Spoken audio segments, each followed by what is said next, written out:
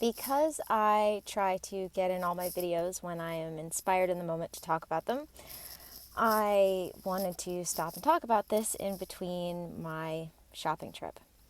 So it's very interesting, I find right now, how we find ourselves in the world, because we find ourselves in a place where, unlike ever before, people are literally questioning things such as scientific fact, and they are doing things like assuming they understand the scientific fact when no scientific fact has actually been presented to them. And the way in which our belief systems are changing in the world is very important when it comes to this, because we have, trying to find a place where I'm not quite in shadow, we have to understand that our belief systems are broken up into two things: how we see the world as it is right now, and how we think the world should be and how we should act in response to how it is. So when we look at how we've sort of come, one of the big things I always say is, how did we get here? And, lots of people give me a lot of superficial answers, but the thing is that what people don't realize is that when people, especially right now, talk about things like I do, such as setting precedents for things, I think we've, as a human being, sort of evolutionarily in the last couple generations, stopped quite understanding, have stopped understanding, don't quite understand the same consequence on a long-term basis, understand consequences in general in a long-term view of things the way previous generations did. We are in this sort of instant gratification world, and don't stop to often pursue things that have long-term gratification.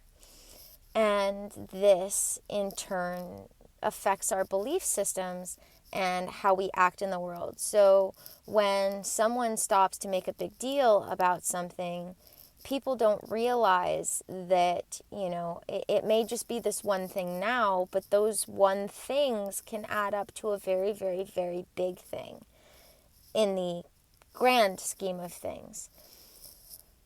And so I found myself as someone who naturally thinks with this long-term gratification, long-term looking into the future way of looking at things, that,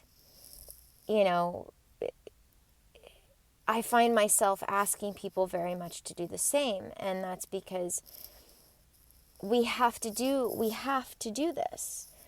What people don't seem to understand is that, for instance, a law can be set up in a way in which it may affect us one way now, but we have to look at the way it could affect us if someone else with different values got our hands on it. And I will be talking about this more in my next video of my parted series that I'm doing on the world the way it is right now, and why we need to be concerned about certain things. So, a lot of what people don't realize, and one of the ones I like to point out, is the fact that lots of people liked to blame Trump for the way things happened with all of the Mexican and when we had that mass immigration coming over the Mexican border, lots of people like to blame Trump for the way that worked out. But what people didn't realize was that he was working off of Obama-era laws. So we can't entirely blame Trump for that, because Obama was the one who put those laws into place and started that whole system. But a lot of people didn't realize that because it was only being brought to their attention just then. So they were associating it with Trump.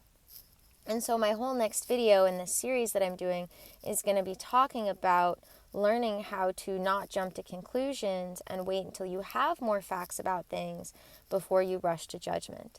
And I feel like this is very, very important right now, because not only do we need to spend more time not rushing to judgment and collecting more facts before we place judgment or make an opinion on anything, but, we need to recognize the potential of something, because a lot of people right now are really, really afraid. And even Teal Swan brought this up the other day, as she calls it, the collective shadow right now is this idea of potentials. What is potentially possible when it comes to different roads of how someone could take something.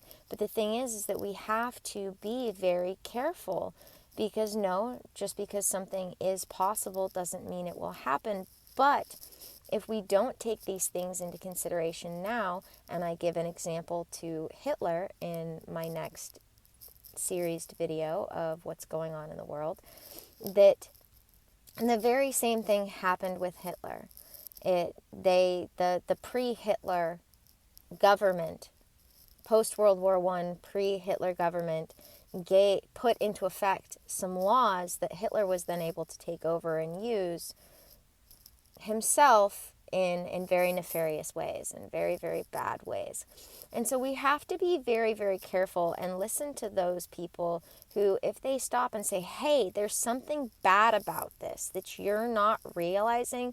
This is one of the reasons why I love the rule.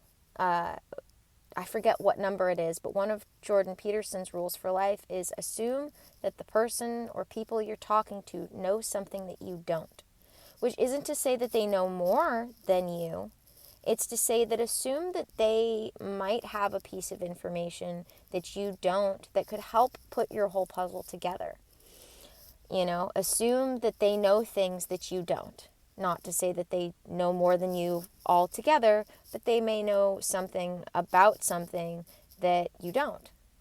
And that's totally fine. One of the big things that I talk about is, being okay with saying, I don't know about that.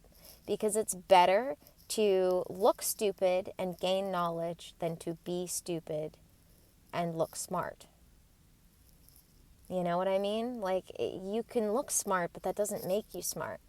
You can look stupid and gain knowledge and then become very smart. So, it's better to and even then you don't even look stupid, you just look ignorant, which is very different, because you can be ignorant of something and that's okay because you just haven't learned about it. Now, willful ignorance is not a good thing, but, genuine ignorance, not willful ignorance, is perfectly okay. And especially if you want to learn more and are willing to learn more, then, being able to stop and say, hey, I don't know, tell me more, is so much better than saying, oh yeah, I totally know about that, when you don't.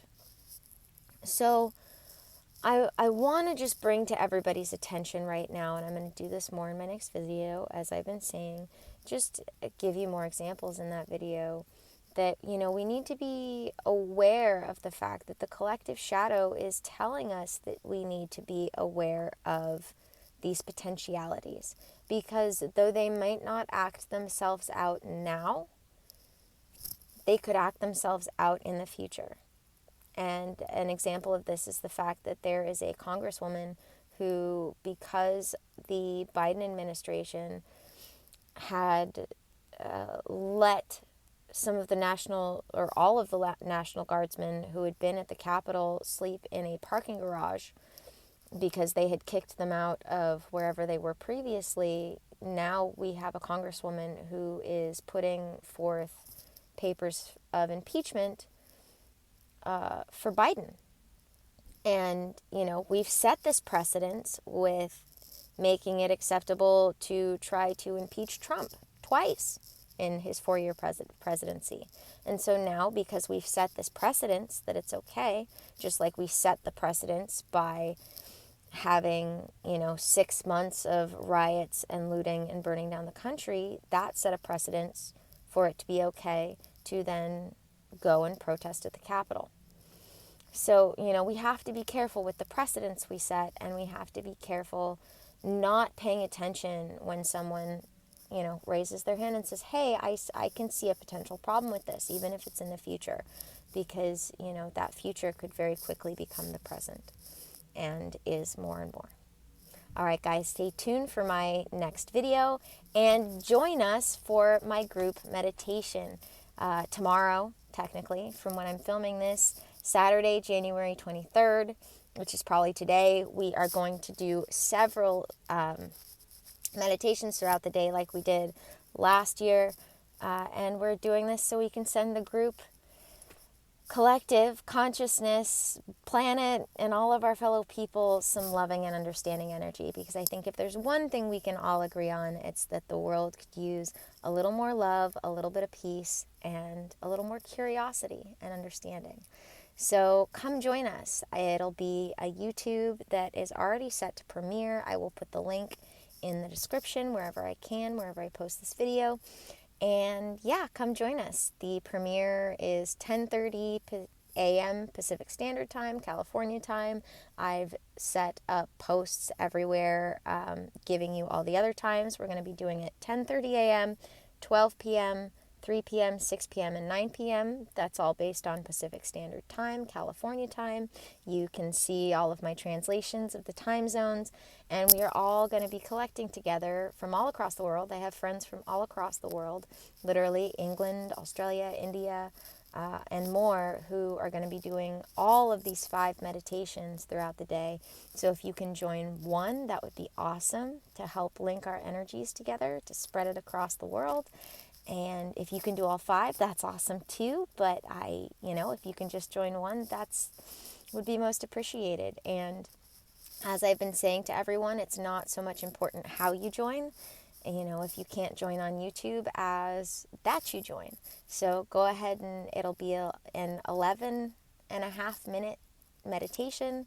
So if you can join at any one of those times, even if you can't get in on YouTube, by meditating or another preferred spiritual practice, to send your energy, help connect our energies, because it is scientifically proven that group meditations reduce crime rates and reduce the stress in the surrounding population. So imagine all of us, even though we are sitting individually at home, we are together doing a group meditation all across the world, 5 different times throughout the day, how much we could help the world at large take just a little bit of a chill pill and really truly get some genuine loving energy and understanding and healing energy. All right, guys, much love, and may the energy you serve you well. Let's keep making our way through.